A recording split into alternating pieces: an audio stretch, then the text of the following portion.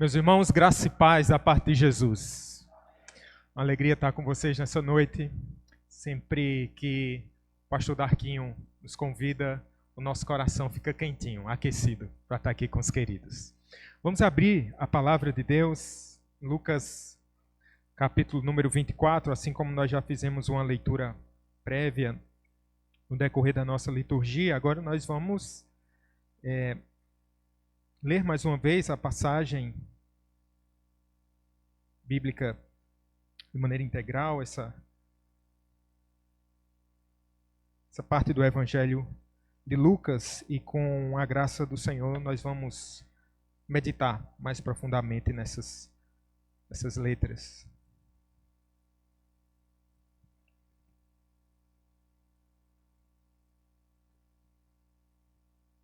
Vamos ler, amados, desde o versículo de número 13. Nós vamos até o versículo número 35. Estou lendo usando a versão revista e atualizada, tá bom? Naquele mesmo dia, 2 deles estavam de caminho para uma aldeia chamada Emaús, distante de Jerusalém 60 estádios. Iam conversando a respeito de todas as coisas sucedidas. Aconteceu que, enquanto conversavam e discutiam, o próprio Jesus se aproximou e ia com eles.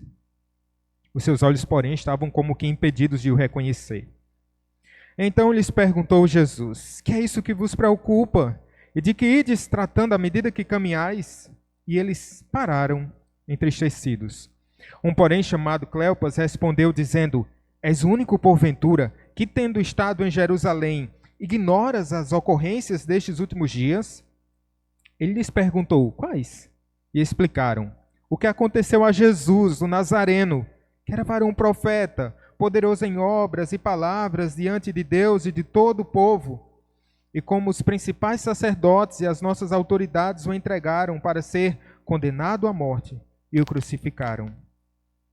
Ora, nós esperávamos que fosse ele quem havia de redimir a Israel.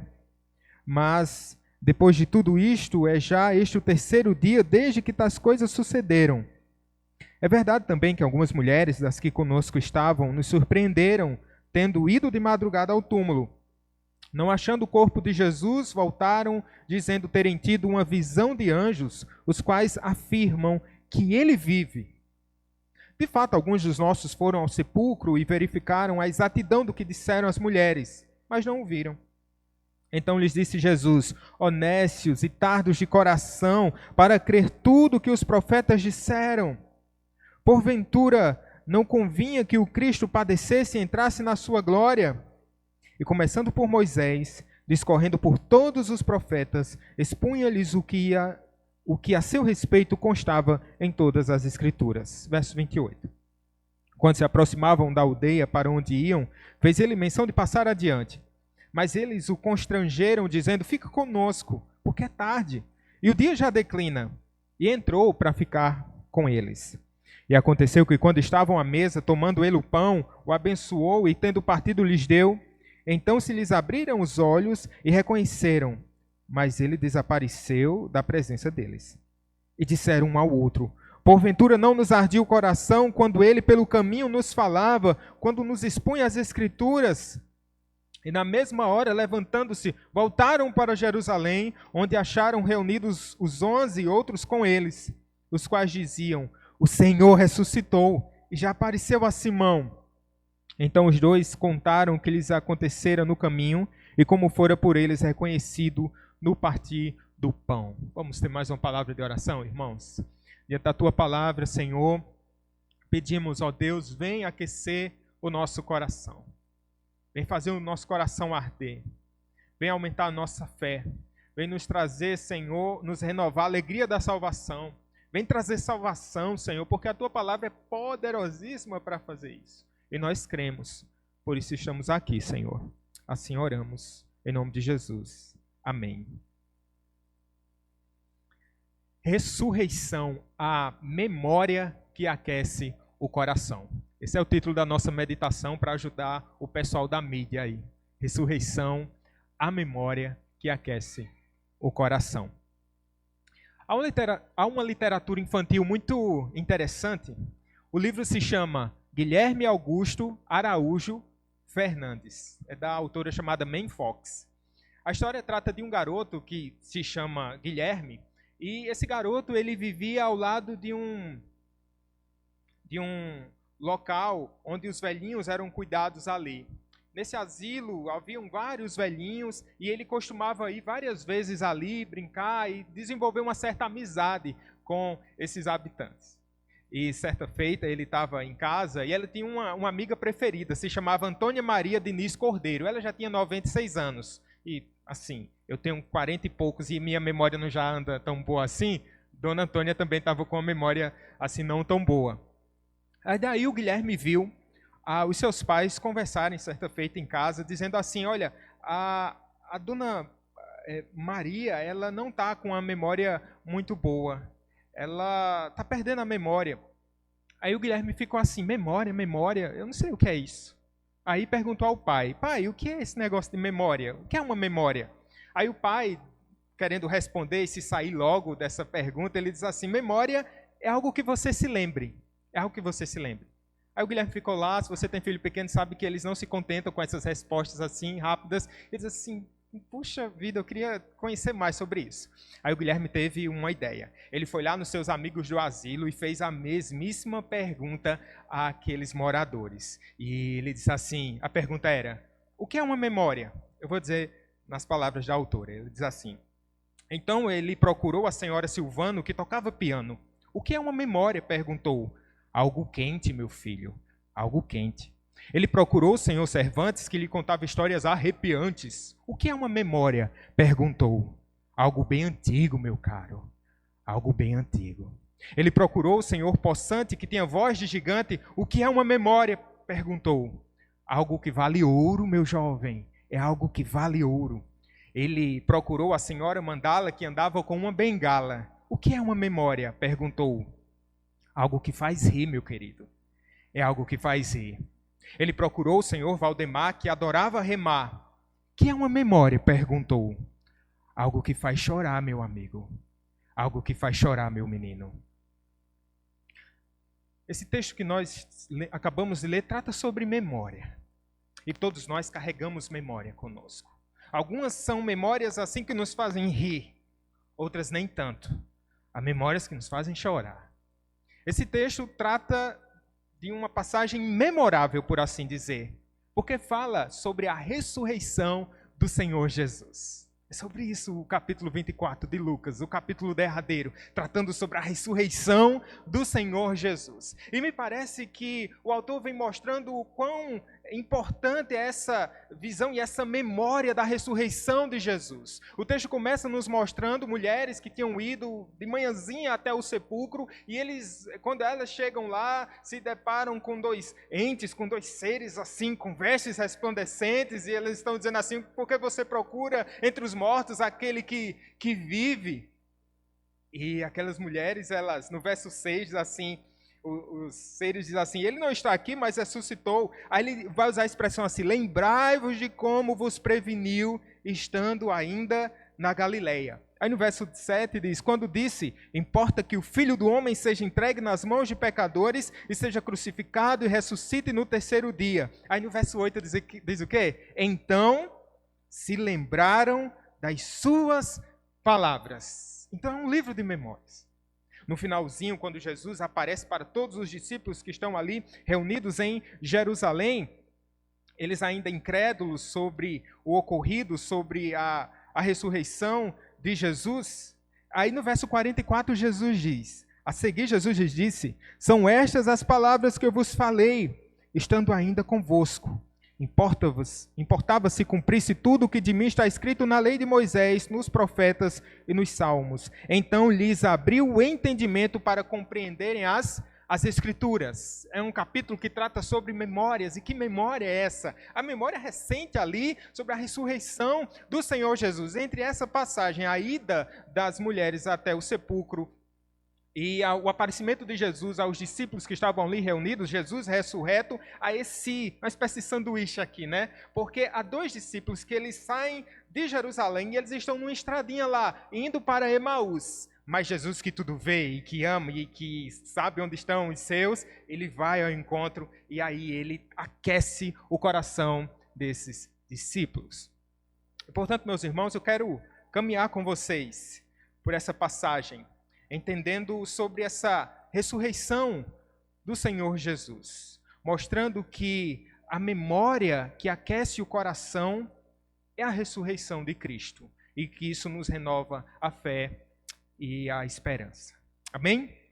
Primeiro ponto aqui é essa falta de memória, essa espécie de Alzheimer espiritual desses discípulos. Percebam que essa narrativa da sequência aos acontecimentos que sucederam da ressurreição do Senhor Jesus, que tinha ocorrido já ali na sexta-feira. Na quinta-feira, o Senhor Jesus é entregue nas mãos dos judeus, nas autoridades romanas, e ali ele é julgado, ele é sentenciado, ele é crucificado e ele morre.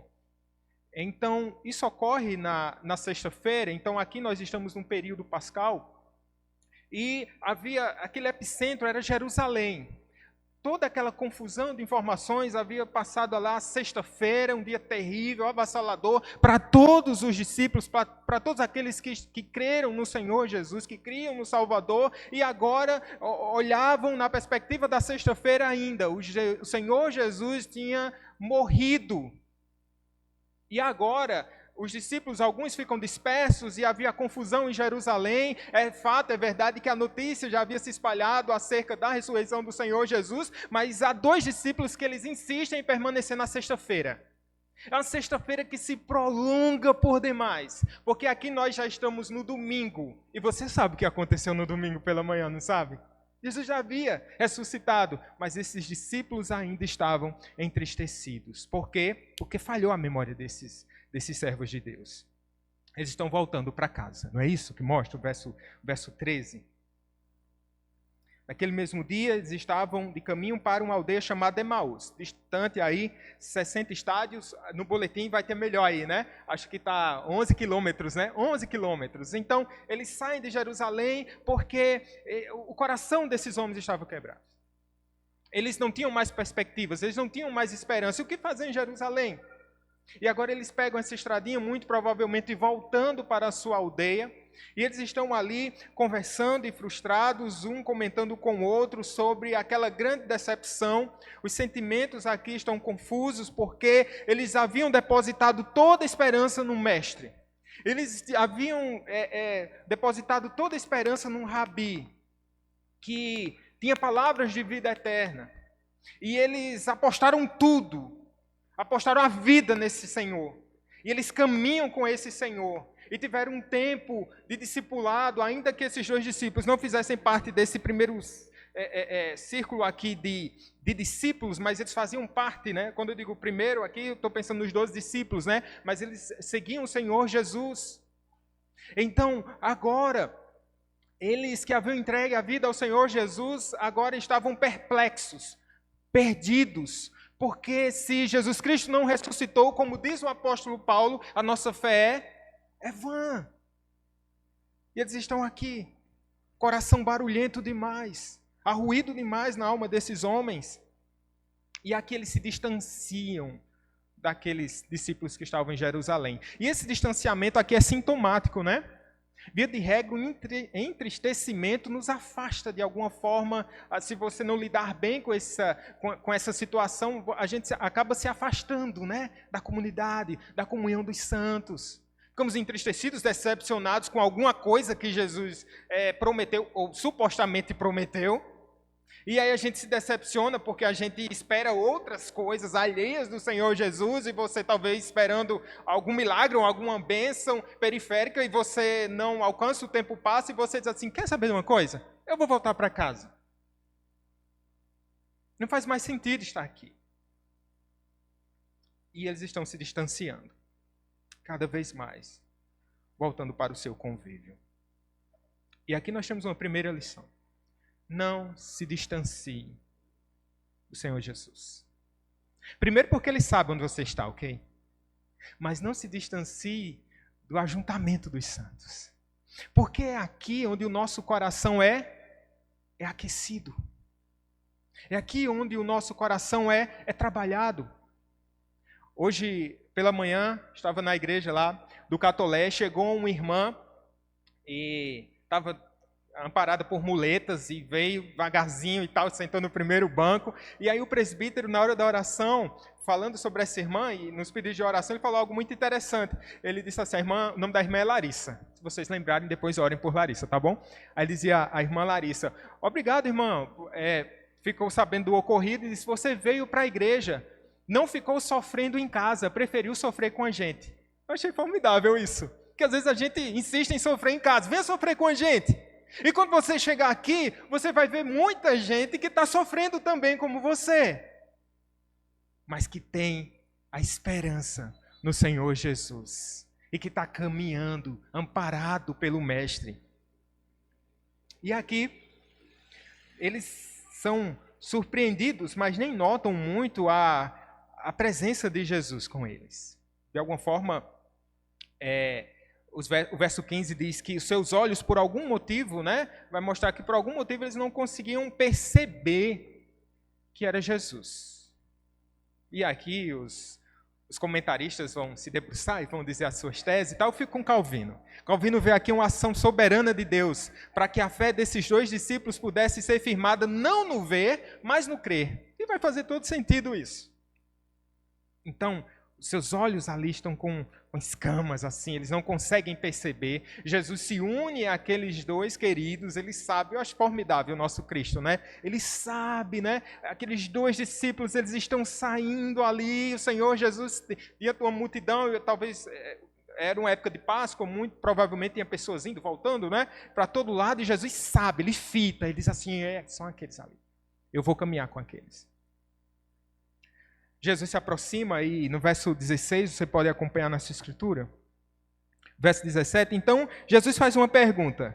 Que é isso que vos preocupa? E de que ides tratando à medida que caminhais? Jesus começa a despertar aqui uma conversa. Ele chama, ele se infiltra na conversa desses dois homens. É claro que Jesus sabia o que estava acontecendo, como Deus que é. E aí eles param entristecidos. Ficam surpresos com o nível de desinformação daquele andarilho desconhecido. Como é que ele não sabe de tudo que está acontecendo aqui na região? Só se fala nisso. Eu imagino se fosse nos dias atuais, o Cleopas, o outro poderiam dizer assim, meu amigo, você está sem internet em casa? Você não está vendo as redes sociais? Você não tem jornal em casa, não? Você não tem escutado os comentários por aí? E aí, eles começam a discorrer sobre o que tinha acontecido, porque o próprio Jesus assim fala, o que foi que aconteceu? Quero ouvir. Eu fico imaginando se a gente pudesse se infiltrar assim, para ouvir o que os outros têm a dizer sobre o nosso respeito, ou o que tem falado. É melhor não, É melhor não. Jesus está ali e diz assim, não sabe quem eu sou, vou saber agora. O que é que esses homens estão pensando? E aí eles começam a falar. É uma verborragia aqui. Eles começam a confessar. É uma confissão sincera, real, mas é uma confissão incompleta. Observem no texto, no verso 19. Eles começam a explicar. Ele diz assim, o que aconteceu a Jesus, o Nazareno, que era varão profeta, poderoso em obras e palavras diante de Deus e todo o povo. Eles reconhecem aqui, identificam Jesus, o Nazareno. Por quê? Porque como aquele suposto transeunte era desconhecido, e haviam outros Jesus, por assim dizer, Jesus ou Nazareno. Aconteceu com esse homem. Eles vão dizer, quem era esse Jesus?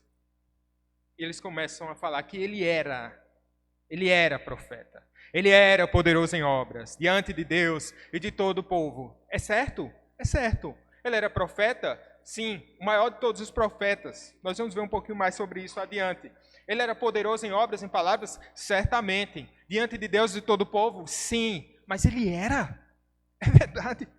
Veja a perspectiva desses homens, desses discípulos. Ele era, não é mais. Mas a Bíblia diz que ele era, e ele há de vir.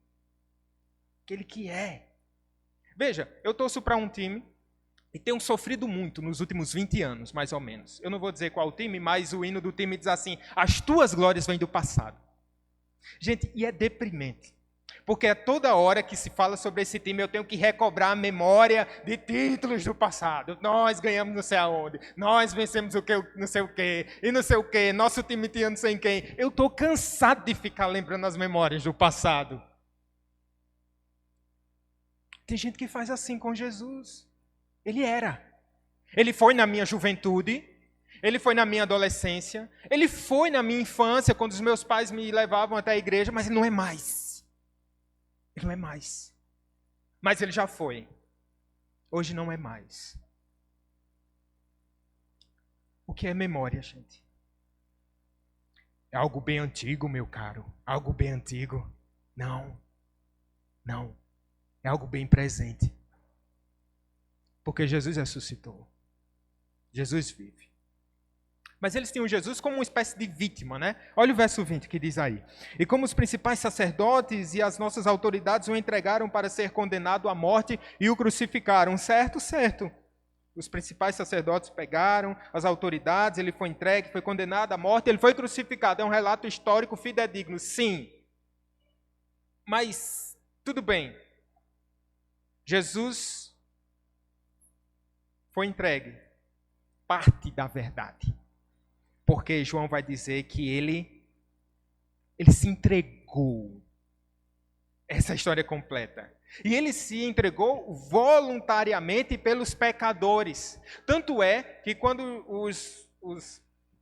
as autoridades chegam ali no jardim, no Getsemane, é Jesus que se apresenta. Eles não precisam ir e tal, com mandado e tal. E Jesus diz assim, sou eu. Vocês estão buscando quem? Os discípulos ficam protegidos pelo mestre. Ele diz assim, sou eu, pode me levar. Então, ele se entrega voluntariamente. Então, essa é a verdade completa.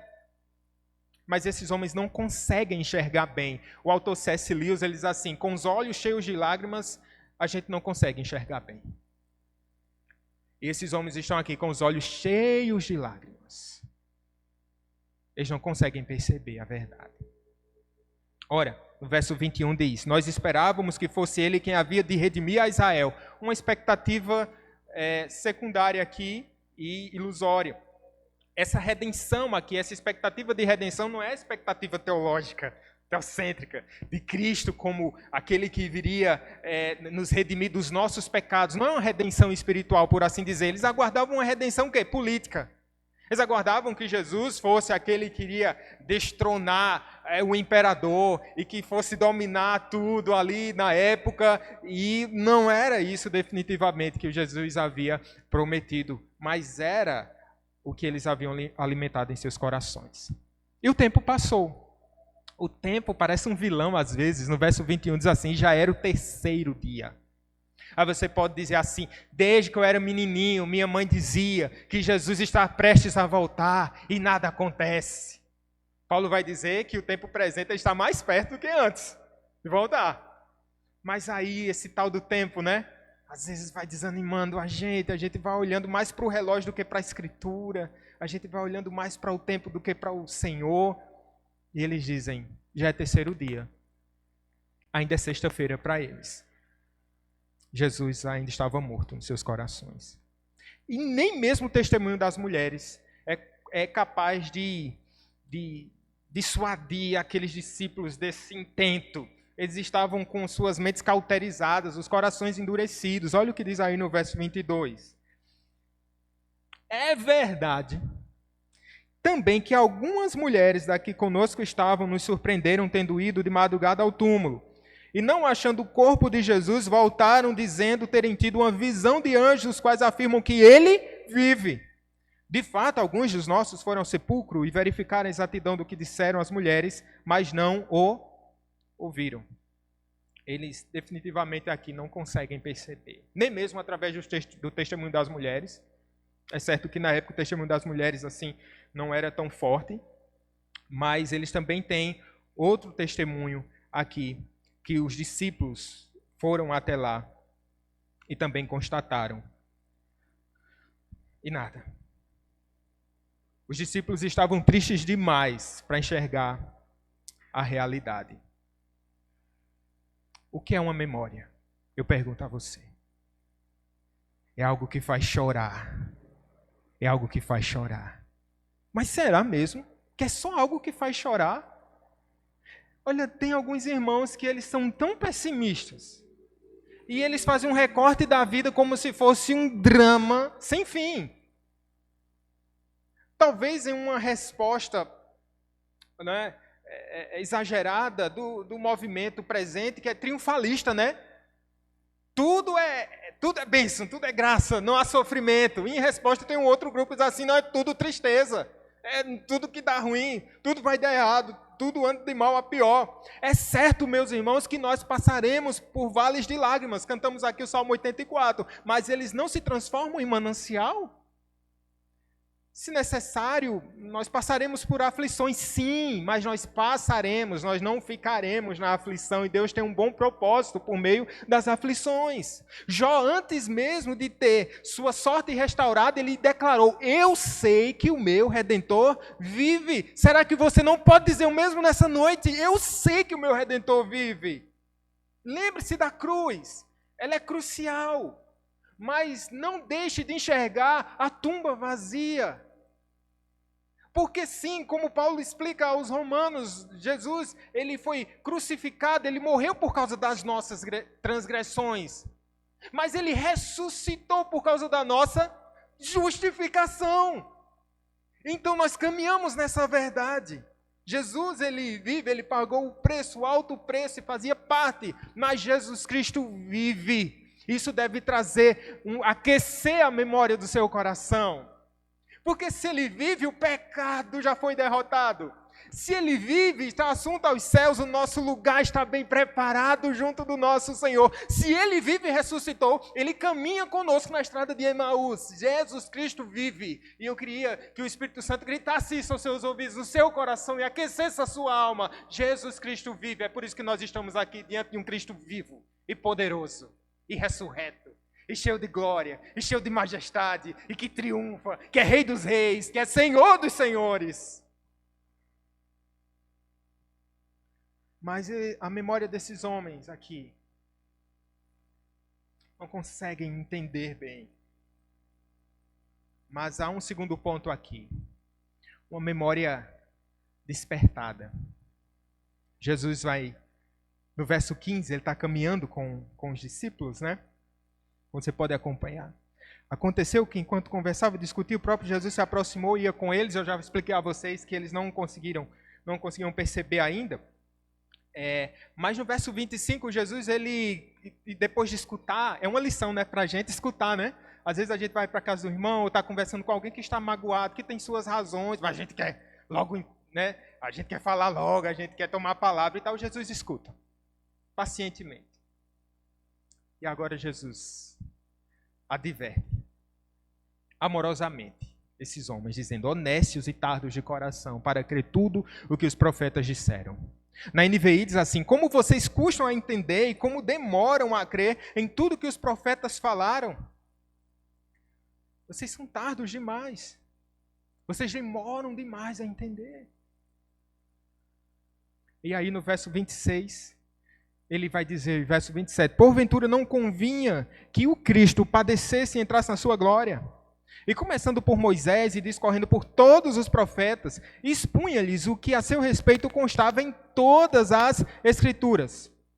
Cristo agora passa a explicar extensamente, ao longo de algumas horas, lembre-se que eles estão ali num percurso de 11 quilômetros, então aí dava pelo menos 3 ou 4 horas, facilmente, de caminhada. E aí ele vai explicar sobre a necessidade do seu sacrifício, a promessa da sua ressurreição. E ora, lembremos que eles ainda não tinham percebido nada e para Jesus teria sido muito fácil se mostrar para eles claramente. Tirar a escama dos olhos desses discípulos e dizer, estou aqui, sou eu. Vocês são tardos de coração, olha eu, estou aqui, sou eu, tudo bem? Mas ele não faz isso, ele diz assim, vocês demoram a entender a Escritura. Essa é a demora de vocês. E por isso o remédio é a Escritura. Jesus queria que seus discípulos crescem nele pelo testemunho da Escritura. Lembremos lá quando nós trouxemos a tese aqui de João Calvino, né? Não era pelo ver, mas pelo crer. E pela palavra, porque Paulo vai dizer que a fé vem pelo ouvir, o ouvir pela palavra de Deus. E aí ele começa a discorrer. Convinha a morte de Jesus, ele, né, não diz ainda que é ele, mas convinha que o Cristo padecesse e entrasse na sua glória. E aqui a história completa. E Jesus já havia dito isso diversas vezes. Ele já havia repetido essa verdade aos discípulos. E havia repetido isso tantas outras vezes. Veja o verso 7, quando as mulheres vão até o túmulo. Verso 6, ele não está aqui, mas ressuscitou. Lembrai-vos de como vos preveniu, estando ainda na Galiléia. O verso 7 diz o quê? Quando disse, importa que o Filho do Homem seja entregue nas mãos de pecadores, seja crucificado e o quê? Ressuscite no terceiro dia. Esse foi o anúncio de Jesus durante todo o seu ministério. É necessário que o Cristo padeça, mas ele há de ressuscitar. Essa era a mensagem completa. E aí, no verso seguinte, no verso 27, aliás, ele começa por Moisés. E discorre, passa pelos profetas. E ele vai explicando ponto a ponto. Ai, que aula extraordinária, hein? Foi uma consciência cristã, né? Seminômade. Eles estavam caminhando e Jesus estava falando. Ele dizendo, lembre da escritura de Gênesis. E ele começa lá um Pentateuco e falando dos profetas. Falando de como o Antigo, e lembremos que é o Antigo Testamento, Gênesis a Malaquias, aqui como o Senhor Jesus Cristo estava sendo anunciado através de personagens, mas através de símbolos, através de tipos, através de sombras, através de ritos. Tudo anunciava o Cordeiro de Deus.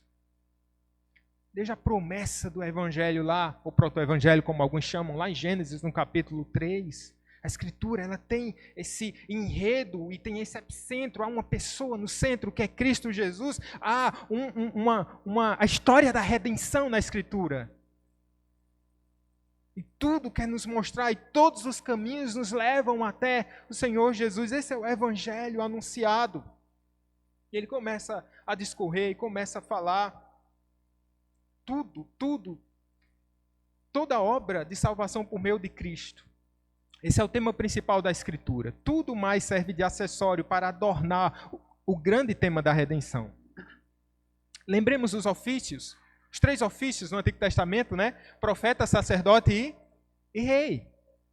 Ele é o maior de todos os profetas, aquele anunciado já em Deuteronômio, capítulo 18, ele é um profeta maior do que Moisés, maior do que todos os profetas. Mas ele não é somente o profeta, ele também é a profecia. Ele é o sacerdote, aquele que veio para se entregar como próprio sacrifício pelos pecados do seu povo. Ele é o servo, o sofredor, anunciado pelo Evangelho de Isaías, confirmado por João. Não foi João que disse, eis o Cordeiro de Deus que tira o pecado do mundo. Que ideia é essa? É neotestamentária? Não, já é de uma revelação, já progressiva, mas olhando para o Antigo Testamento já havia o anúncio. Esse sacerdote. Lembremos dos sacrifícios, dos rituais ali do povo na antiga aliança, mas ele também era o rei por excelência, o sucessor do trono de Davi, esse trono que não teria fim. Mas lembremos da sucessão monárquica do povo de Israel, e foi passando de um para o outro até que chegou ao último rei, morreu. Mas eis que o rei anunciado era o rei da glória. Como Davi, o rei, o mavioso salmista de Israel, cantou no Salmo 24.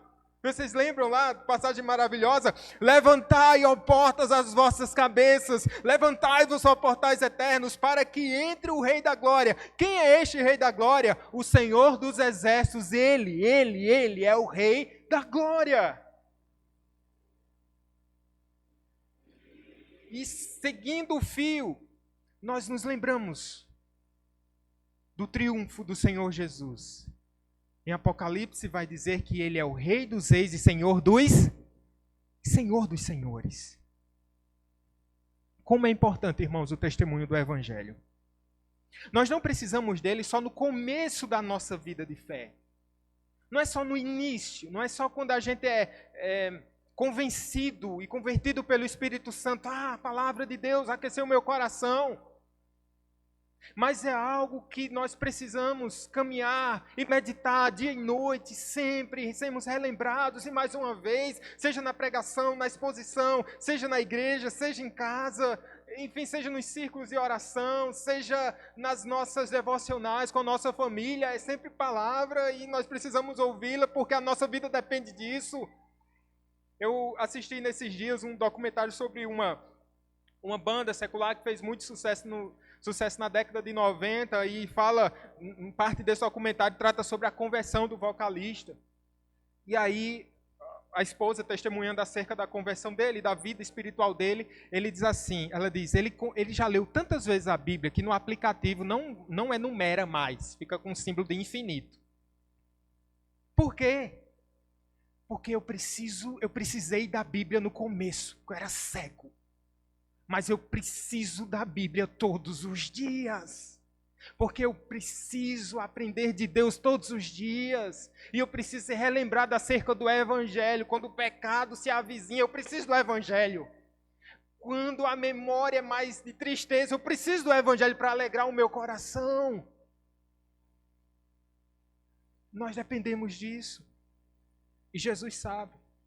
A palavra é imprescindível à nossa fé. A nossa fé é sustentada por ela. Lembram lá da história do Guilherme Araújo, que tem um nome bem grandão? Aí quando ele escutou lá o que é memória, e cada um foi dizendo, memória é isso, é aquilo e tal. Aí ele teve uma ideia. Ele foi em casa e começou a juntar alguns objetos lá. Ele reuniu lá uma caixa de sapatos cheia de conchas. Pegou uma marionete, que é um boneco mais antigo, né? Muito engraçado, controlado por fios, que o fazem dançar e caminhar. Ele buscou também uma medalha que tinha ganhado do seu avô. Entrou num galinheiro e pegou um ovo bem fresquinho, ainda quente, esse Guilherme, né? Ele também pegou uma bola de futebol. Para quê? Para levar lá para Dona Antônia. Não era a Dona Antônia que estava com a memória ruim? Ele reuniu esses objetos e levou até o asilo. E não é que deu certo a estratégia dele?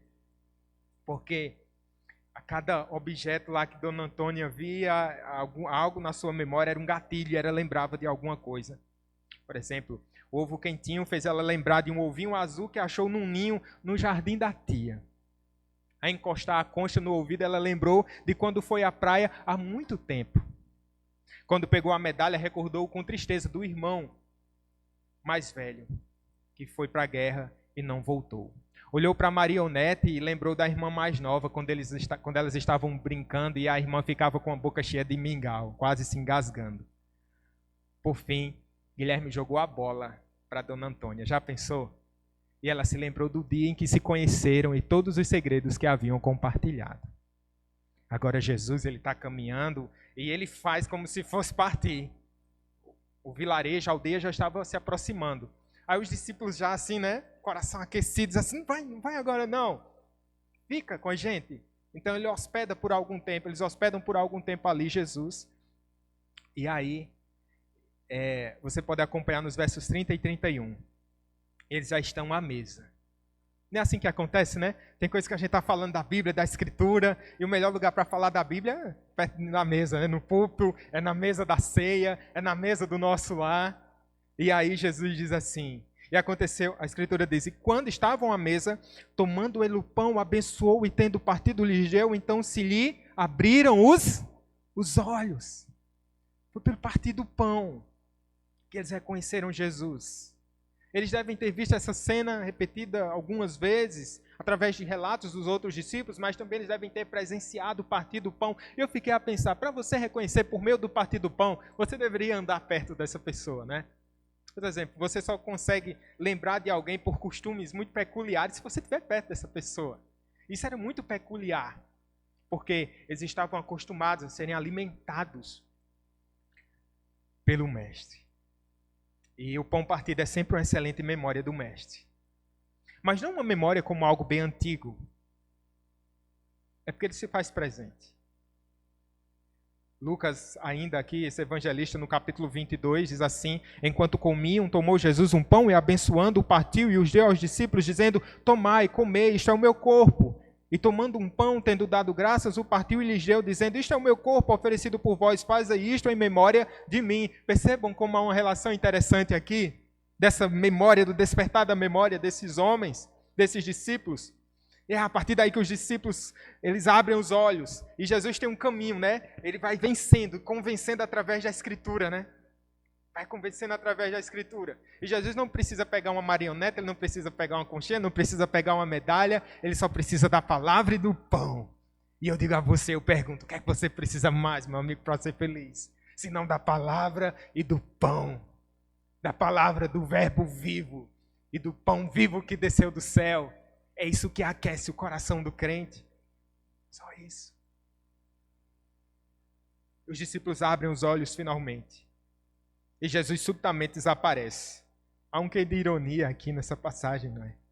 Aquele forasteiro, um ex-forasteiro intruso, na verdade, ele é o Salvador ressurreto. Pasmem, é Jesus aqui que venceu a morte.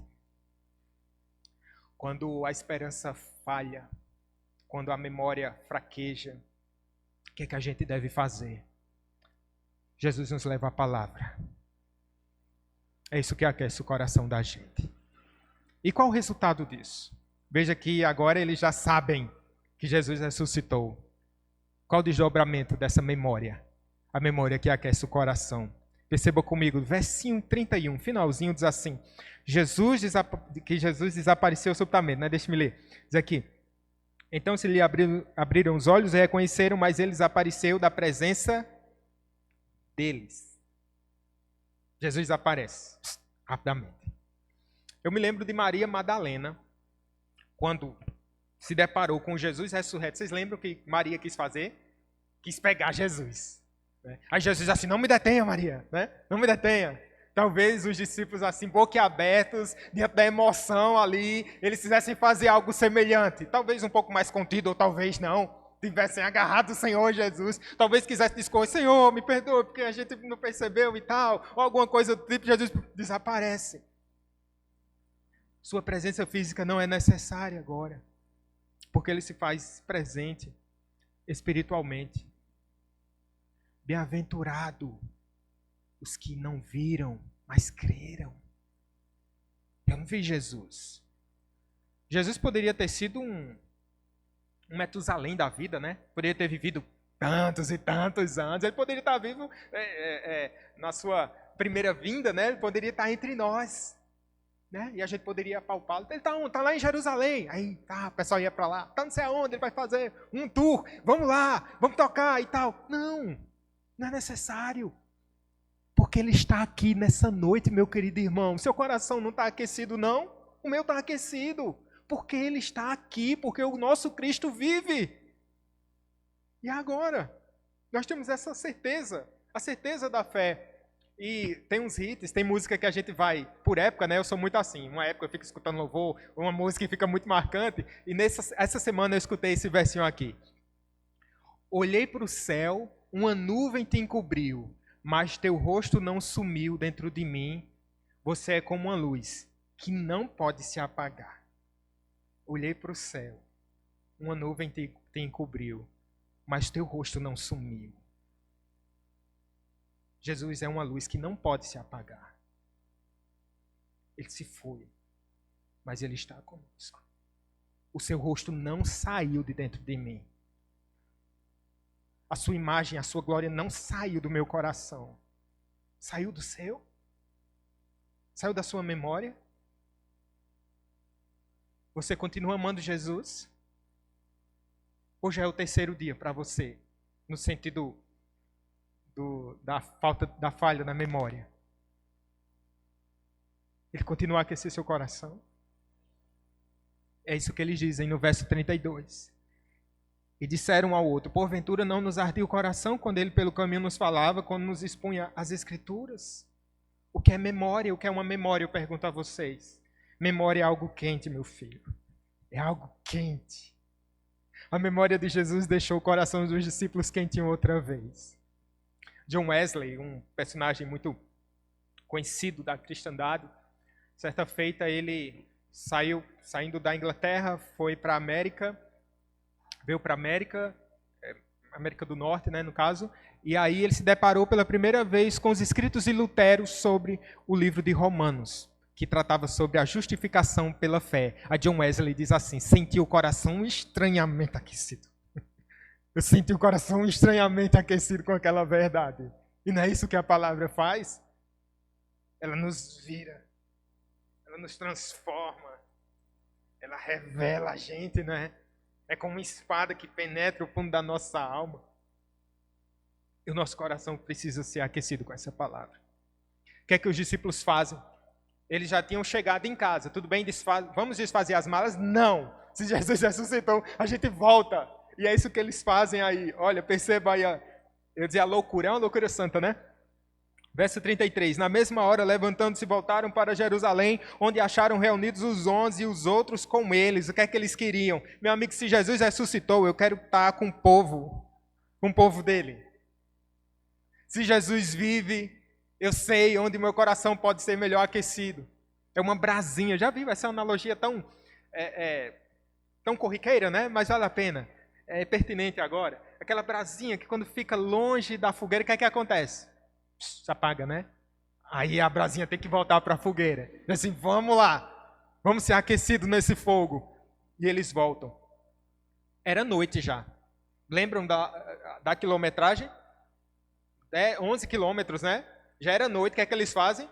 Jesus, no meio da refeição, se levanta, dá graças e tal, desaparece, ele está vivo, eles deixam lá a refeição pela metade, muito provavelmente eles correm de volta, mais 11 quilômetros à noite.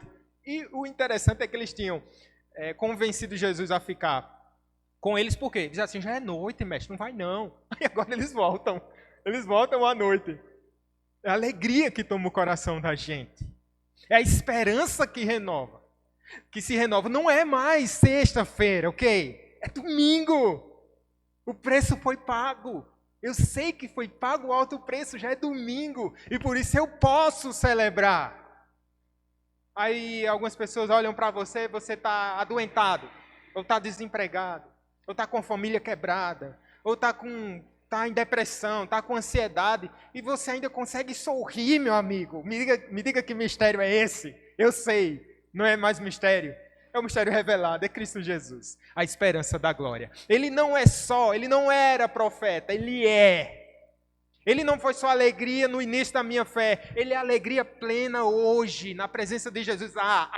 Plenitude de alegria. E quando eu olho para o futuro, a despeito de todas as adversidades, de todas as situações difíceis da vida, eu sei, e você sabe, que o seu Redentor, que o meu Redentor, ele vive. Você lembra que dia é hoje? Sua memória está boa? Não é difícil exercitar. Hoje é domingo, meu amigo. E por isso você pode cantar. Em breve vai chegar o domingo que nunca mais vai ter fim. E as dores dessa vida presente serão só uma memória pálida. Porque a realidade muito maior haverá de envolver o nosso coração e a nossa alma. Porque Jesus Cristo vive. E no final aqui da passagem diz que eles aparecem aos discípulos. Está com os discípulos, verso 14. Os quais diziam, o Senhor ressuscitou e já apareceu a Simão. A notícia já estava lá. Eles não sabiam. Né? O Senhor já ressuscitou. Não é mais novidade. Vocês que saíram de Jerusalém. E no verso 35 diz, então os dois contaram o que lhes acontecera no caminho e como fora por eles reconhecido no partir do pão. Qual era o assunto no começo da caminhada? Era de tristeza, né? Junto aí, deu tudo errado, tal. Viu lá o Márcio Rangel, foi morte, sangue. Vê agora, é outro assunto, meu amigo. Ele está falando sobre a salvação, ele está falando sobre a ressurreição. Eles podem lembrar com alegria da morte, entendendo que a morte não foi capaz de deter o autor da vida. Essa é a verdade, meu amigo. Eu pergunto a você, o que é uma memória? Eu me lembro do John Newton, um pastor A gente cantou parte da música dele hoje, Amazing Grace, né? Penso que sim. E ele estava no final do seu ministério. E tinha um pastor, um pupilo, né? Que gostava, um discípulo do John Newton, chamado William Jay. Estava começando sua carreira, aí foi fazer a sua última visita ao velho amigo, levou um caderno e uma caneta para tomar nota ali dos últimos conselhos.